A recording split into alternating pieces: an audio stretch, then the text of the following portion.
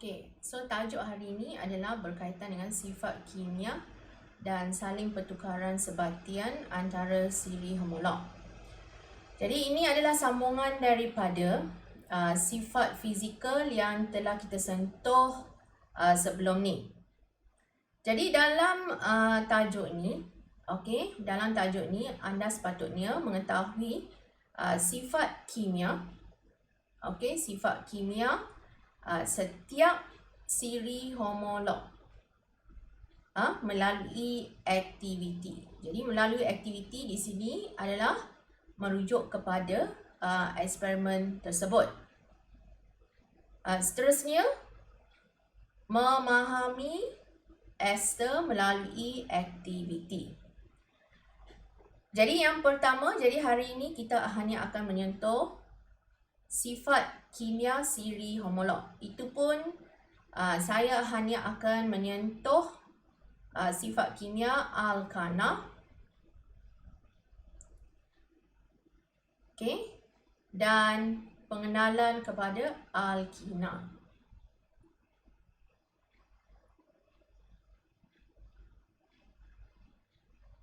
Yang pertama, kita perlu mengetahui sifat kimia ni bergantung kepada apa. Jadi sifat kimia ni selalunya bergantung pada kumpulan berfungsi. Di sini kita nampak alkana kumpulan berfungsi adalah ikatan tunggal. So alkana ni adalah hidrokarbon tepu. Jadi hidrokarbon tepu ni adalah tidak reaktif. Tidak reaktif maksudnya tindak balas yang melibatkan alkana adalah tiada, ataupun kalau kes ini adalah satu saja, iaitu tindak balas penukar gantian. Pembakaran adalah biasa berlaku. Adalah satu tindak balas kimia yang berlaku kepada bahan api lah. So alkana, alkina, alkohol merupakan bahan api. Jadi bahan api selalunya boleh dibakar dan menghasilkan tenaga. Jadi itu adalah salah satu sifat kimia pembakaran. Jadi pembakaran, ingat bukan semua siri homolog boleh dibakar. Jadi ini bergantung pada siri homolog tersebut, sama ada siri homolog itu adalah bahan api atau tidak. Jadi bahan api adalah bahan yang boleh dibakar dan menghasilkan haba. Jadi di sini pembakaran ini selalu berlaku kepada alkana, alkina dan alkohol. So sifat kimia yang pertama untuk tiga ahli ini adalah pembakaran. Dan untuk alkana juga, sifat kimia adalah tiada kerana alkana ni hanya mempunyai ikatan tunggal. So dia tidak reaktif. Jadi yang mempunyai ikatan double dengan triple, iaitu ganda 2 dengan ganda 3 is reaktif. Kerana ikatan ganda 2 dengan ikatan ganda 3 ni boleh dipecahkan. So bila dipecahkan, boleh ada atom yang masuk. Jadi kita nampak di sini dengan jelas alkana hanya mempunyai 2 tindak balas kimia saja. Jadi ini saya dah bagi tahu bahan api selalunya menjalankan proses pembakaran. Ini adalah penukar gantian. Jadi penukar gantian ni adalah daripada dua perkataan tukar, tukar dan ganti. Jadi satu atom akan tukar dengan hidrogen dalam proses penukar gantian ni. Jadi itu sebab dinamakan sebagai penukar gantian. Maknanya atom yang terlibat di sini adalah halogen. Jadi halogen ni selalunya akan bertukar tempat dengan hidrogen dalam alkana. Sebab itu dipanggil penukar gantian. Saya ingin menyentuh yang pertama, pembakaran ni. Pembakaran ni ini memang biasalah. Tambah oksigen ialah pembakaran. So di sini diberi contoh metana dibakar dengan oksigen. Jadi hasil adalah karbon dioksida dan air.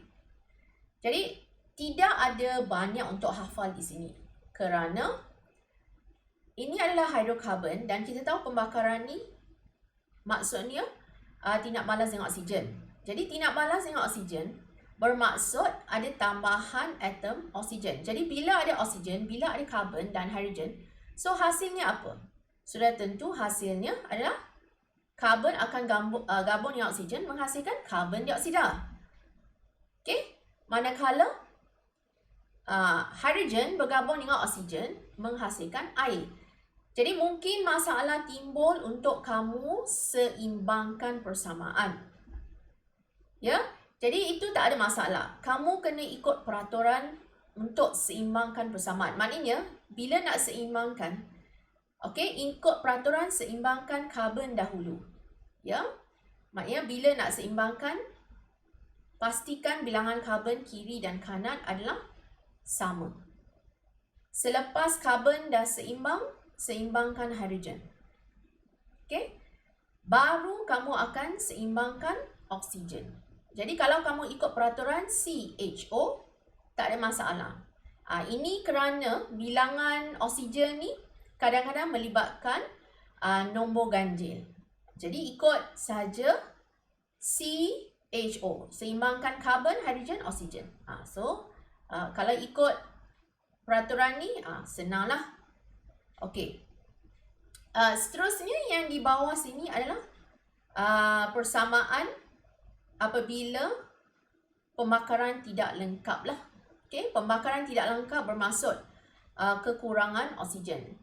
Terdapat keadaan di mana pembakaran berlaku di kawasan tertutup di mana oksigen tidak mencukupi. Jadi bila oksigen tidak mencukupi, maka terhasilnya apa yang kita namakan sebagai gas beracun. Jadi gas beracun yang dinyatakan kat sini adalah karbon monoksida. Jadi kenapa karbon monoksida ni adalah beracun?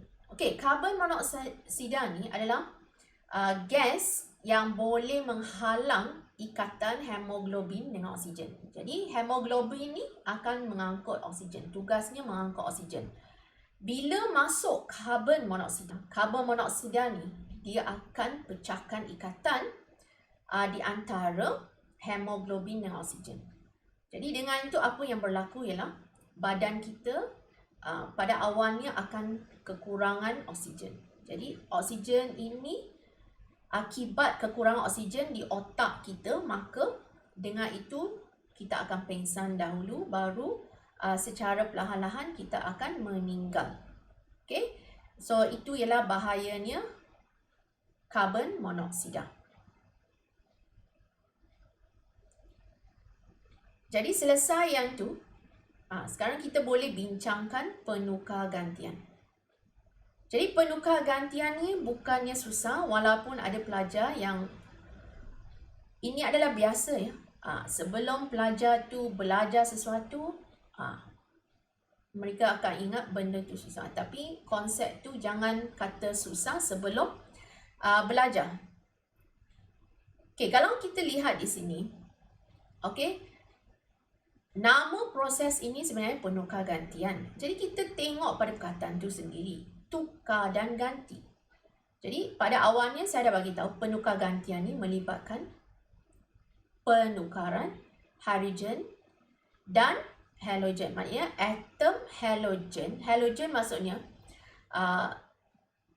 klorin, bromin, iodin. Jadi kumpulan 17 adalah dinamakan sebagai halogen. Jadi penukar gantian ni berlaku dengan halogen.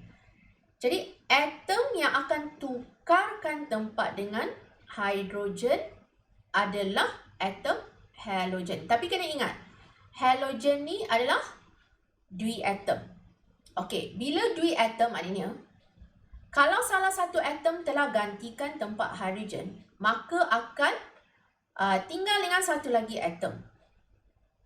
Jadi, apa yang berlaku ialah apabila satu atom halogen telah tukar tempat dengan hidrogen, okay, hidrogen yang keluar tadi, atom hidrogen yang keluar tadi akan gabung dengan halogen yang satu lagi. Sebab saya dah nyatakan tadi, halogen ialah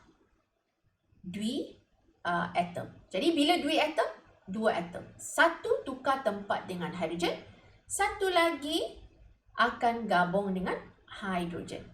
Jadi maka dengan itu, kalau kamu ikut peraturan, setiap kali satu tukar satu ganti. Okey, ingat, satu tukar satu ganti. Maknanya satu 1T 1G at the stage. One stage, satu saja boleh ditukar ganti. Jadi kita kena fikir, kalau katakan alkana itu mempunyai 4 hidrogen. Jadi kalau apa yang saya nyatakan tadi adalah satu hidrogen hanya boleh ditukar pada satu masa, bermaksud kalau saya ada 4 hidrogen, saya perlu melakukan penukar gantian dalam 4 langkah. 4 hidrogen, 4 peringkat ataupun 4 langkah penukar gantian. Sama juga kalau katakan soalan ditanya, berapakah peringkat dalam penukar gantian untuk butana contohnya? Perlukah kita menulis semua peringkat penukar gantian? Sebenarnya tak perlu. Butana mempunyai formula ya, C4H10. So butana mempunyai 4 karbon, 10 hidrogen. Okey, bermaksud di sini bilangan kali, okey, bilangan peringkat yang diperlukan untuk menukarkan semua atom hidrogen dalam butana, ia memerlukan 10 peringkat. Jadi bagaimana kita dapat 10? 10 kerana seperti yang saya nyatakan tadi, satu peringkat, 1T, 1G.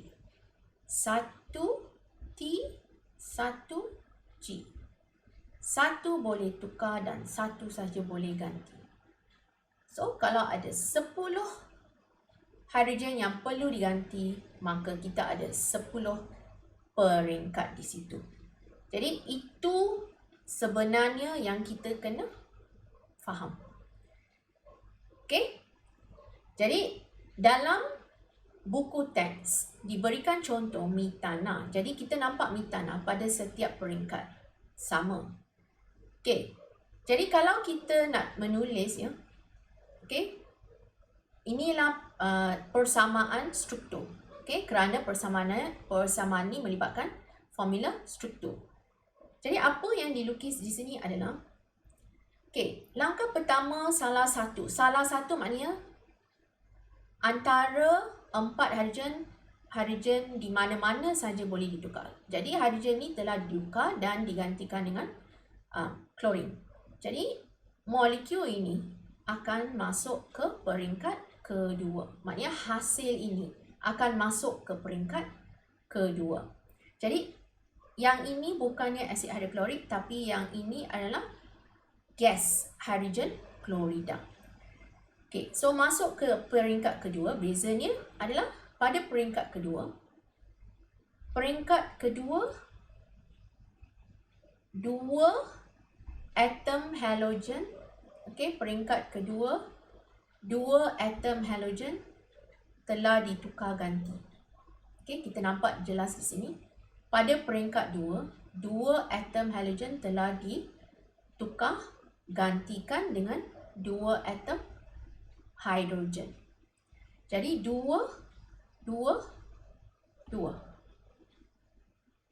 Jadi contohnya lah, katakan kalau kita nampak di sini. Okey, peringkat 3.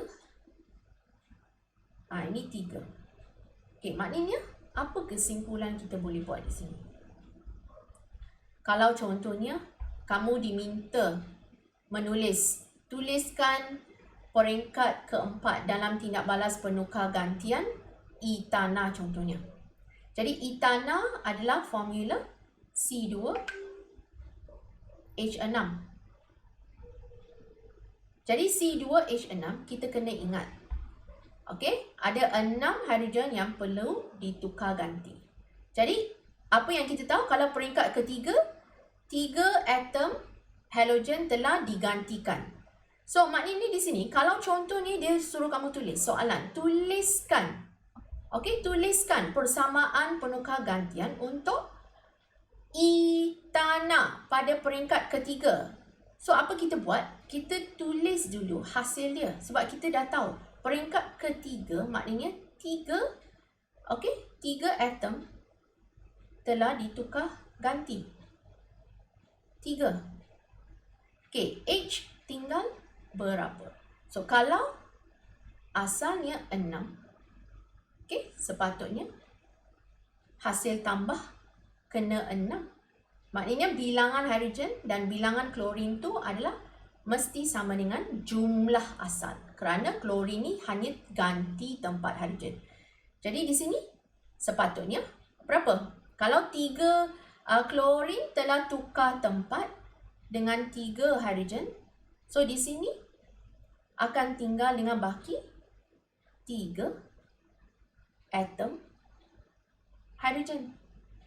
So, ini adalah peringkat ketiga dalam penukar gantian untuk etana. Jadi, apa kesimpulannya? Bila peringkat itu adalah, katakan nombor 3, whatever peringkat. Peringkat N ke? Kalau peringkat N. Peringkat N. That means, bilangan, tak semestinya klorin. Bilangan halogen yang telah ditukar adalah sama dengan N. Hidrogen berapa? Okey, hidrogen bergantung kepada bilangan asal.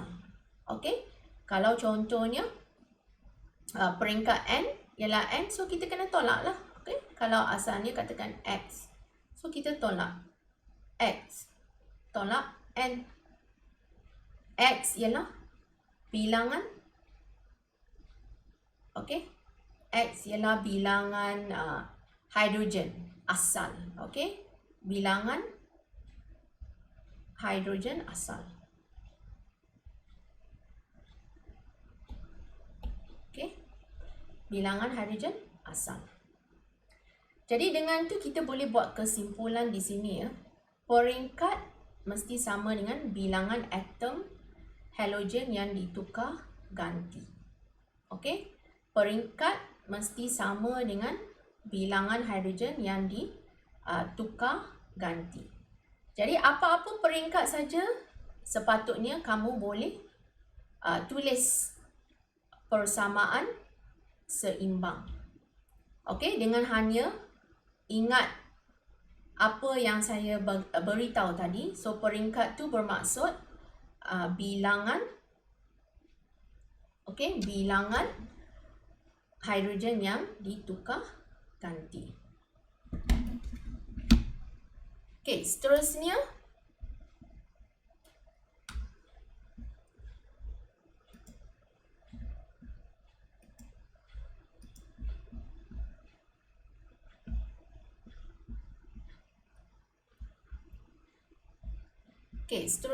kita tengok ya.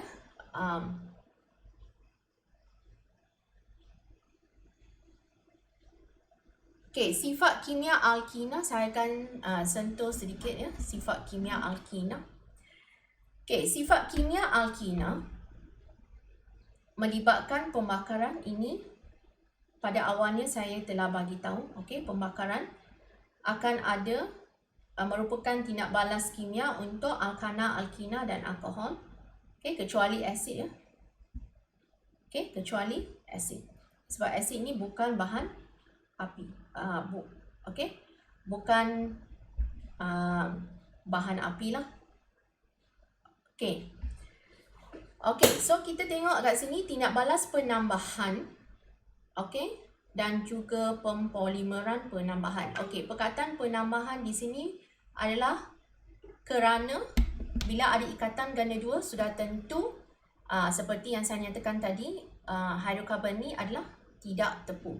Jadi pembakaran adalah tindak balas pertama. So di sini kita kena ingat alkina ni ada melibatkan 3 jenis tindak balas kimia. Okey, alkana 2, alkina 3. Okey, kita akan mula dengan penambahan. Penambahan ni adalah in general. Apa maksud penambahan? Kenapa kita panggil istilah penambahan? Jadi ini semua bergantung kepada kumpulan berfungsi. Jadi apa yang kita nampak di sini ialah ikatan ganda 2 ni apabila pecah. Okey, apabila pecah ikatan ganda 2, dia akan membentuk ikatan tunggal. Jadi ikatan tunggal yang dibentuk selepas ikatan ganda 2 pecah akan meninggalkan 2 tempat kosong. Okey, 2 tempat kosong untuk bahan lain masuk ataupun atom lain masuk daripada bahan lain. So ini adalah proses ditambah. Maknanya atom daripada bahan kimia lain akan masuk. Okey, dan dia tidak akan menggantikan apa-apa atom macam tadi ya, penukar gantian. Dia menggantikan hidrogen. Tapi di sini dia tak ganti. Dia hanya ganti tempat kosong. Jadi bila dia masuk dan ambil alih tempat kosong, itu yang kita namakan sebagai penambahan. So ini adalah konsep secara am ya, penambahan. Jadi dalam penambahan ni kita ada beberapa tindak balas, iaitu yang pertama, kalau tindak balas itu melibatkan penambahan atom hidrogen. Kita kena ingat ya, bila ikatan ganda 2 pecah, dia akan meninggalkan 2 tempat kosong untuk bahan masuk. Okey, selalunya bahan yang masuk di sini, okey, boleh jadi a single atom or a double atom. So kita kena ingat, so 2 tempat kosong. Maknanya ada 2 ikatan yang perlu dipenuhi sekarang. Okey, kalau katakan tempat itu digantikan dengan hidrogen, maka nama tindak balas itu dinamakan penambahan hidrogen. Kalau tindak balas melibatkan penambahan halogen, halogen is chlorine, bromine, iodine, iaitu kumpulan 17, dia dinamakan penambahan halogen atau penghalogenan. Kalau tindak balas tu melibatkan penambahan halogen, halogen halida bermaksud hydrogen and halogen. Hydrogen and halogen bermaksud satu hydrogen, satu halogen. Penghidratan bermaksud penambahan air. Okey, air ni dia akan pisah. Okey, molekul air ni adalah H2O. Jadi dia ada 2 tempat perlu dipenuhkan sekarang ya. Ingat, bila ikatan ganda 2 pecah, maknanya ada 2 tempat kosong. Jadi 2 tempat kosong ni macam mana kita nak isi ya, kalau penambahan ni melibatkan air. Jadi molekul air ni dia akan berpecah. Satu kepada H+, satu kepada OH-. Jadi H and OH- ni akan masuk masing-masing pada bahan tersebut lah. Okey. Dan kita ada pengoksidaan. Okey, semua 5 tindak balas ni adalah penambahan kerana dia mengisi tempat kosong akibat pemecahan ikatan ganda 2. Okey, yang pertama adalah penambahan hidrogen. Jadi penambahan hidrogen ni kalau kita lihat merupakan satu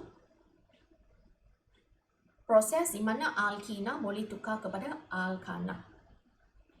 Okey, so alkina tukar ke alkana adalah penambahan. Okey, jadi halogen ni boleh saling tukar. So saling tukar melalui proses penambahan. Alkina boleh tukar ke alkana, tapi alkana mana boleh tukar ke alkina. Memang alkana tak akan tukar ke alkina. Okey. Di sini ia memerlukan keadaan di mana nikel, okey, dia memerlukan nikel dan suhu 180. Okey, seterusnya. Okey, kalau kamu nak bentuk satu formula untuk ingat, kamu boleh tulis, okey, untuk ingatan kamu saja. Okey, katakan kamu ambil simbol alkana ialah A, okey, alkina ialah E. So, bermaksud kat sini alkina, okey, alkina sebenarnya boleh membentuk alkana. Okey? Alkina boleh membentuk alkana melalui penambahan hidrogen. So ingat yang tu. E sama dengan A tambah H2. Ini macam satu persamaan matematik. Okey. Keadaan maksudnya mangkin dan suhu. Okey. So memerlukan M mangkin nikel. Okey, memerlukan suhu theta 180. Okey, E sama dengan A tambah H2. Okey, inilah persamaan. Okey, tak payah hafal, tahu. Okey, memahami persamaan adalah penting. Jadi, cara tulis adalah E sama dengan A. Maknanya, banding. Okey, kalau banding di sini, kalau anda banding, beza antara kedua-dua formula ialah bilangan hidrogen. 4 dengan 6. Perubahan adalah dari segi 2. Dia telah tambah 2 hidrogen. Dari mana? Dari hidrogen, gas hidrogen. So, ini kita panggil penghidrogenan. Okey. Penambahan halogen, penghalogenan. Halogen, peng, tambah peng, that means dia tambah halogen. Bromin, klorin, iodine. Semua itu adalah halogen. Halogen ada 2, cikgu dah bagi tahu, ada 2 tempat kosong perlu dipenuhi jika ikatan ganda 2 pecah. Satu kat sini, satu kat sini. So, akhir sekali dapat 2 atom bromin. Jadi, cara paling mudah kalau kamu banding E, okey, perlu ditukar, okey, kepada A. Jadi A di sini jangan lupa ya. Okey, hasil tambah kena sama. Okey, sebab formula ARM adalah CnH2n tambah 2. So di sini 4 campur 2 ialah 6. Jadi bilangan hidrogen mesti sama dengan formula ARM yang terhasil. Okey, bilangan hidrogen mesti sama dengan formula ARM yang terhasil. Okey, penambahan hidrogen halida. Okey, hidrogen halida adalah daripada halogen and hydrogen. Jadi halogen dengan hydrogen, satu belah dia akan tambah H, satu belah dia tambah Br. Sama juga, formula kena sama dengan E dengan A, CnH2n tambah 2. Jumlah yang ni kena sama yang ni. 5 campur 1, 6. Okey. So, 2n campur 2, bilangan kena sama dengan 6.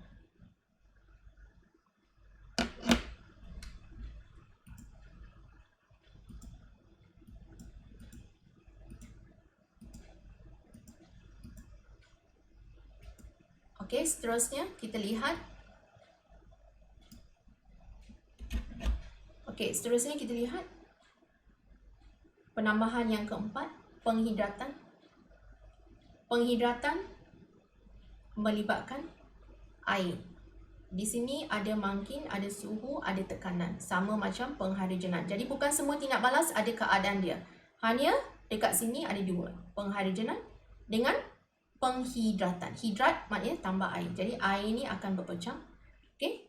So bila dia berpecah, satu hidrogen akan ditambah dengan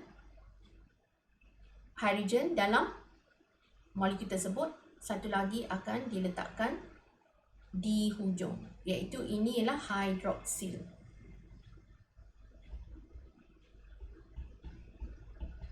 Okay, hidroksi ialah kumpulan berfungsi alkohol. Jadi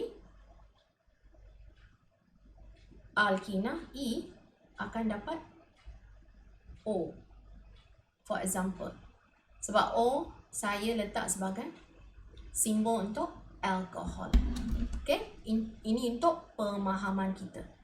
Ya, so maknanya kita tahu E boleh tukar ke A, E boleh tukar ke O. Alkina boleh ditukarkan kepada alkana. Okay, alkina boleh ditukarkan kepada alkohol. Okey. Akhir sekali, pengoksidaan.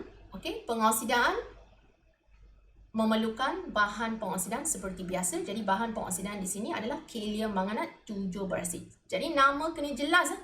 Kalium manganat 7 berasid. Okey. So bancuhan kita selalu kita bancuh kalium manganat 7 ni, okey, dengan menggunakan asid cair. Sebab tu dia dipanggil kalium manganat 7 berasid. Jadi simbol yang kamu nampak di sini, O di sini adalah simbol pengoksidan. Okey. Ada dua bahan yang kita tulis ya kat sini, iaitu O dengan H2O. Okey. Jadi kedua-duanya akan gabung dan membentuk 2 OH. So 2 OH akan mengisi tempat kosong tadi. So dia akan membentuk diol. Okey, bahan baru yang dinamakan sebagai di. Di maksudnya 2. Okey, diol. So di sini saya telah menyentuh 5 contoh sifat kimia alkina. Jadi yang terakhir adalah pempolimeran. Jadi pempolimeran ni adalah ikatan yang ringkas iaitu monomer. Okey, monomer ni akan gabung. Mono is satu molekul.